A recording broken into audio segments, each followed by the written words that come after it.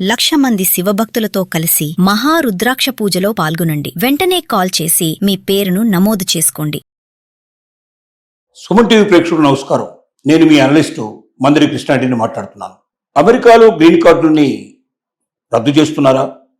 ఇప్పటికే green card కోసం apply చేసుకున్న లక్షలాది మంది దాని మీద ఆశ వదులుకోవాల్సిందేనా?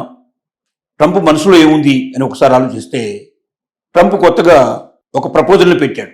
ఇది పార్లమెంట్లో పాస్ అవ్వడానికి, సెనెట్లో పాస్ అవ్వడానికి వీలుగా దీన్ని ఆల్రెడీ బిల్లుని పెట్టడం జరిగింది. ఈ బిల్లు ప్రతిపాదన ఏమిటంటే, వీసా రద్దయినట్టయితే, ఇప్పుడు H1B వీసా కానీ, లేక F1 వీసాలు కానీ, I వీసాలు కానీ, రకరకాల వీసాలు ఇప్పుడు అమెరికాకు వెళ్తున్నాం. వెళ్ళాక అక్కడ వీసాలు ఇంత ముందైతే 3 years పీరియడ్ అయిపోగానే మళ్ళీ 3 years అది ఎక్స్టెన్షన్ ఆటోమేటిక్గా వచ్చేది. దానికి అక్కడే ఉండి అప్లై చేసుకునే అవకాశాలు ఉండేవి, రెన్యువల్స్ అవుతూ ఉండేవి. ఇప్పుడు ఆ రెన్యువల్ సిస్టమ్ తీసేయడం జరిగింది. మళ్ళీ అప్లై చేసుకునే పరిస్థితి ఏర్పడింది. అప్లై చేసుకున్న తర్వాత వస్తుందా లేదా చెప్పలేం. ఒకవేళ ఆ జాబ్ కాకుండా వేరే జాబ్కి వెళ్ళాలంటే మాత్రం కంపల్సరీగా మళ్ళీ భారతదేశానికి వచ్చి ఇక్కడ నుంచి అప్లై చేసుకోవాల్సిన పరిస్థితులు కూడా కొన్ని ఉన్నాయి. అలాగే స్టూడెంట్ వీసాలను కూడా 4 ఏళ్లకు కుదించేస్తున్నారు. 4 years తర్వాత అతను ఒక గ్రాడ్యుయేషన్ 3 years తర్వాత 1 year వాళ్ళు మరి ఓపీటీ మీద ఉండొచ్చు.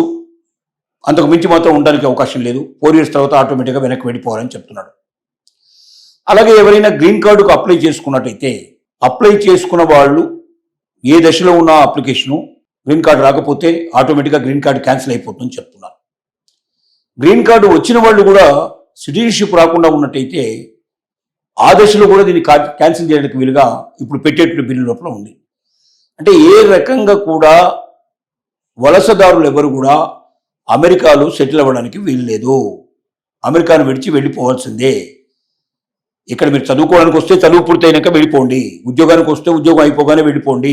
మీరు గ్రీన్ కార్డుకు అప్లై చేసుకొని సిటిజన్షిప్ పొంది మీరు అమెరికన్తో సమానంగా ఇక్కడ ఉండి అమెరికన్ జాబ్స్ను కానీ, అమెరికన్ అవకాశాలను కానీ పోగొట్టే ప్రయత్నం చేయకండి.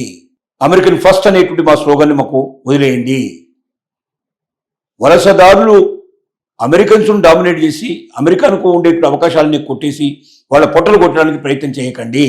మా దేశానికి వచ్చి డబ్బులు సంపాదించుకొని మీ దేశానికి పంపించుకునే ప్రయత్నం చేయకండి.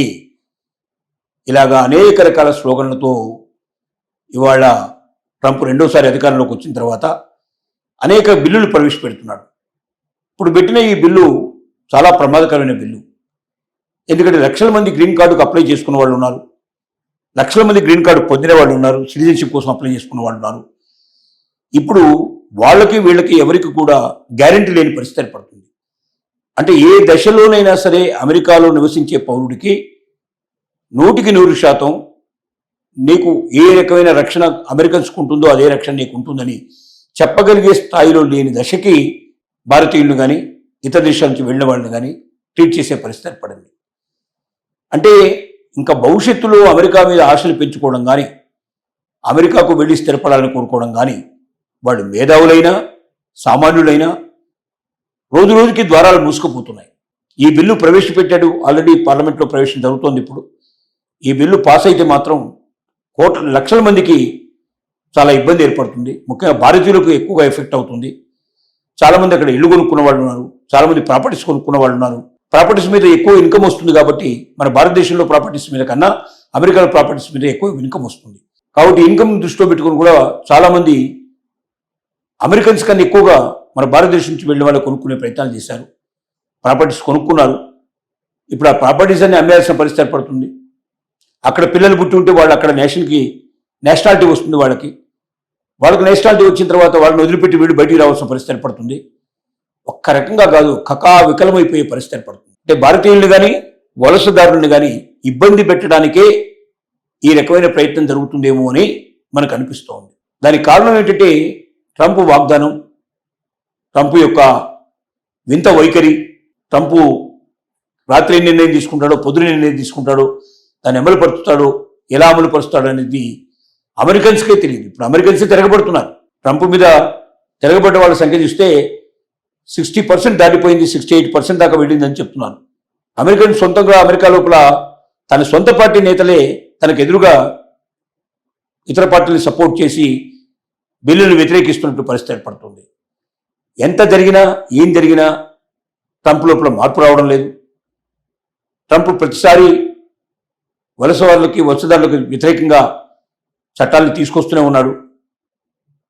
ఒక్క మాటలో చెప్పాలంటే మా అమెరికాకు రాకండి, ఎవరు రావాలి అంటే డబ్బున్న వాళ్ళు ఆ డబ్బును తీసుకొచ్చి ఇక్కడ ఖర్చు పెట్టాలనుకుంటే రండి, మేము ఆహ్వానిస్తాం, మీకు ఎర్రదివాచి పరుస్తామని చెప్తున్నాను. లేదా మీ మేధస్సుతోటి మీ మేధాశక్తితోటి ఇక్కడికి వచ్చి మీరు స్థిరపడిపోయి ఇక్కడే మీ మేధాశక్తితోటి మీరు అభివృద్ధి చెంది మా అమెరికాను అభివృద్ధి పరిచి సంపాదించుకున్న ప్రతి పైసలు ఇక్కడే ఖర్చు పెట్టి ఇక్కడే ప్రాపర్టీస్ కొని ఇక్కడే సేవింగ్ తీసుకొని మీరు అమెరికన్ పౌరులుగా ఉండిపోండి తప్ప మళ్ళీ తిరిగి ఆ దేశానికి వెళ్ళిపోయి ఈ డబ్బును అక్కడ ఖర్చు పెట్టామంటే మేము ఒప్పుకోనేట్టు పరిస్థితి ఏర్పడింది. ఇలాంటి కఠినాతి కఠినమైన నిబంధనలకు ఎవరైతే సిద్ధపడతారో వాళ్ళు మాత్రమే అమెరికాలో ఉండేందుకు అర్హులని, మిగతా వాళ్ళు కారు అని చెప్పి మరి మనకు డొనాల్డ్ ట్రంప్ చెప్తున్నాడు. ఈ గ్రీన్ కార్డు మీద వచ్చేటువంటి కొత్త నిబంధనలు ఏం కాబోతున్నాయో, ఎక్కడికి తీసుకెళ్తున్నాయో వేచి చూడాల్సింది.